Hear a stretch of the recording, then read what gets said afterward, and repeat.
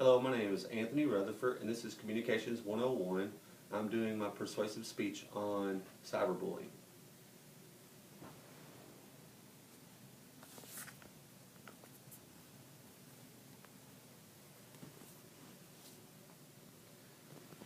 Amanda Todd was a beautiful 15-year-old girl who had her whole life ahead of her. And in one day, in October 10th of this year, she took her life. Amanda Todd was a victim of cyberbullying.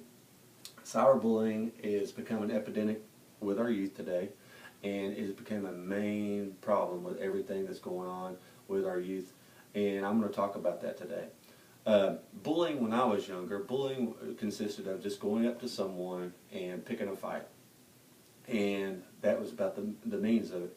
Cyberbullying is a whole different thing.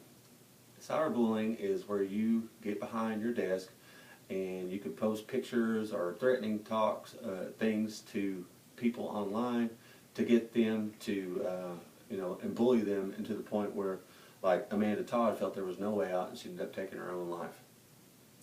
There are different types of social media I'm going to talk about where cyberbullying happens at. You have Facebook, you have MySpace, you have Twitter.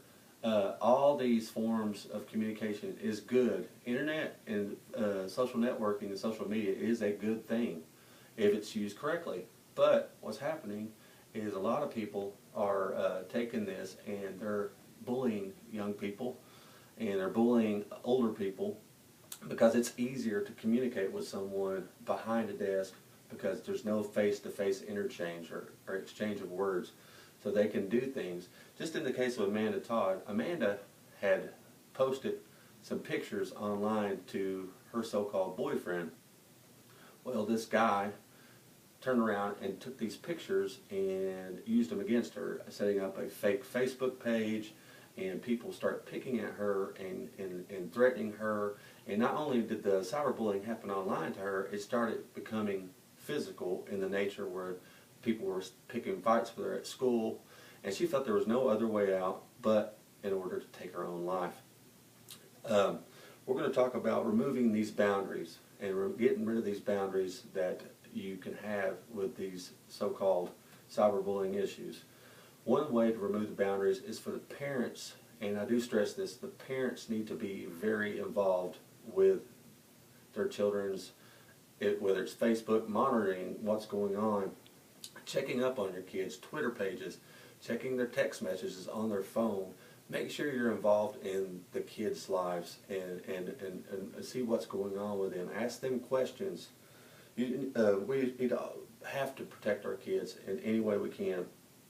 We need to take responsibility for our family to make sure our family is doing okay. I mean, make sure there's no problems with anything going on. I'm going to read a Bible verse now. It's Proverbs 22:6. Train up a child in the way he should go, and when he is old, he will not depart from it.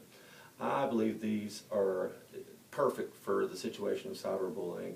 We need to train our kids to understand what cyberbullying is, to make sure we protect them in any way we can, and to let them know that, first off, we love them and that God loves them. And we need to make sure, no matter what, checking their Twitter pages, checking bills, anything to know what's going on. Just as Amanda Todd, if you've never seen the video, I do stress you need to see the video. It's on YouTube. It's about Amanda Todd. She does go up and she does show a series of index cards and lets you know the whole story behind her life before she does take her life earlier, just a couple of months ago. But you can get on the internet and search countless numbers of kids who have taken their own life through being threatened and being cyberbullied. I appreciate your time. Thank you very much. God bless.